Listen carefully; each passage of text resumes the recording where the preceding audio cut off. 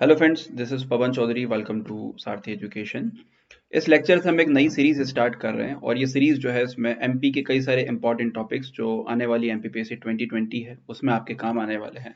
और आज का हमारा जो टॉपिक है वो है important tribal personalities of Madhya Pradesh के महत्वपूर्ण जो जनजातीय व्यक्तित्व हैं उनके बारे में हम बात करेंगे। तो आज की हमारी जो व्यक्तित्व हैं वो है गोंड राज्य की पहली रानी रानी दुर्गावती।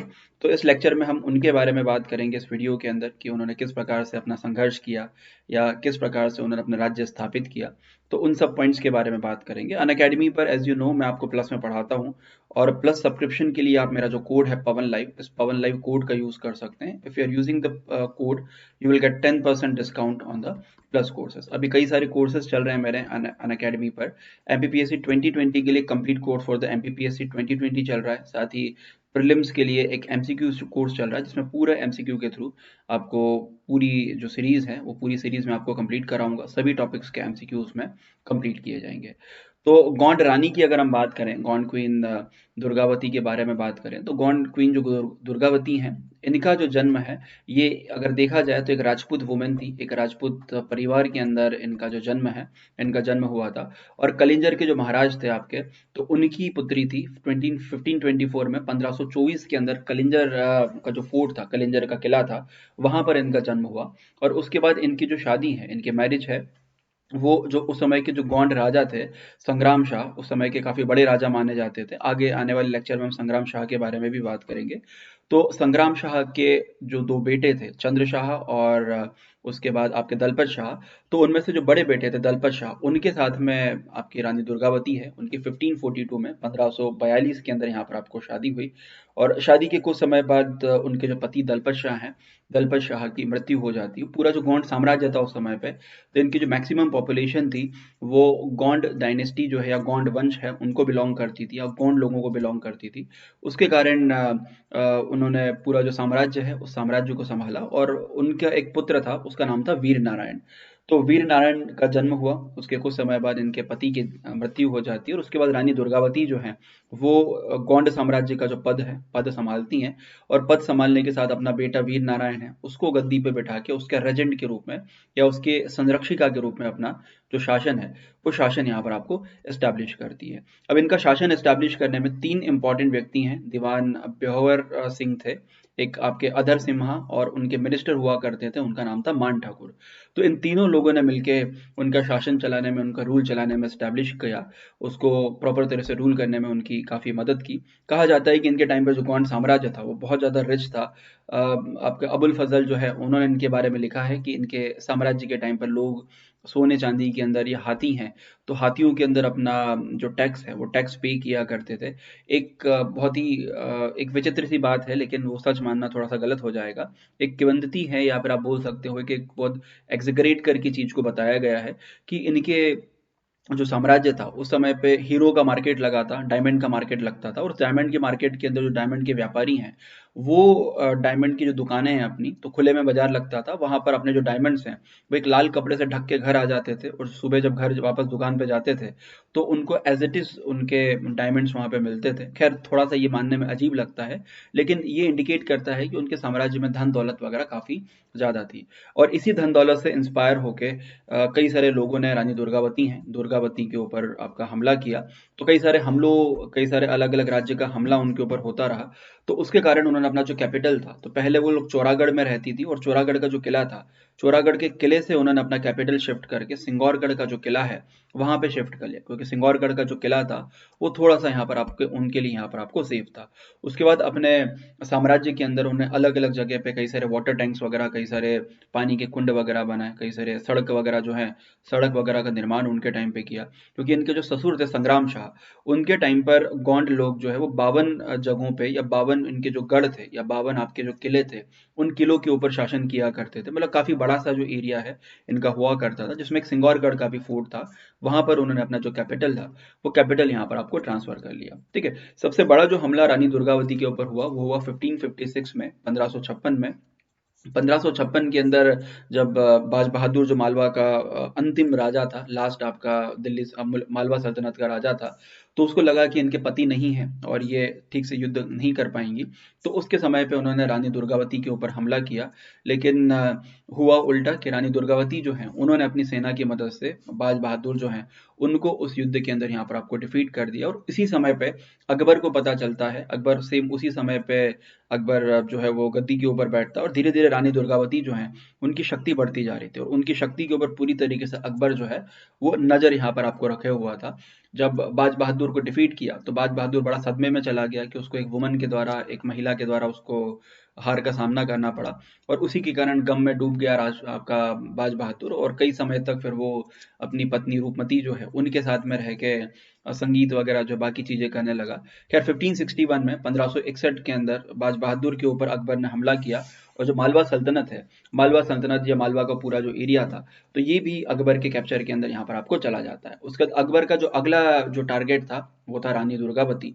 लेकिन दुर्गावती पे हमला करना, उसको कंट्रोल करना इतना आसान नहीं था। इसके लिए अकबर ने उनका जो सेनापति था सबसे महत्वपूर्ण अबुल फजल, उसको रानी दुर्गावती का जो पूरा एरिया था उस पूरे एरिया की रेकी के लिए लगाया कि कितना धन दौलत उनके पास में है या कितनी आर्मी वगैरह है।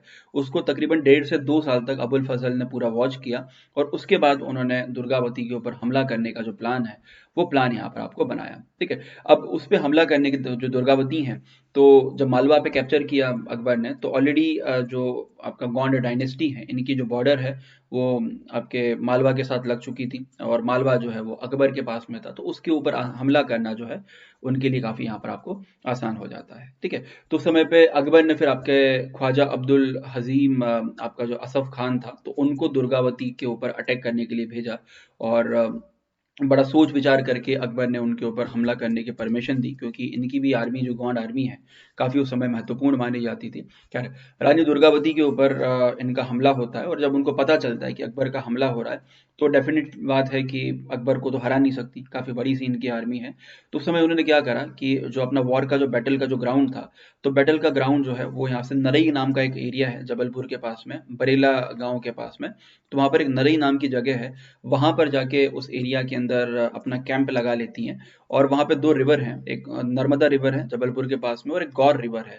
तो उन दोनों रिवर्स के बीच का जो एरिया था, उस एरिया के अंदर जाके स्टैब्लिश हो जाती हैं, अपना कैंप वहाँ पे लगा देती हैं और यहाँ पर आपके असफ खान का जो आर्मी था उसको इन्वाइट करती हैं युद्ध लड़ने के लिए।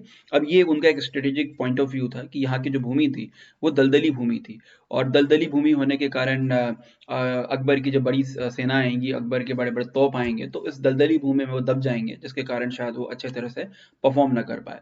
तो इसी रणनीति के साथ में, स्ट्रेटजी के साथ में उन्होंने इन दोनों एरिया के बीच में, गौर और नर्मदा के बीच में अपना जो कैंप है वो कैंप एस्टैब्लिश किया।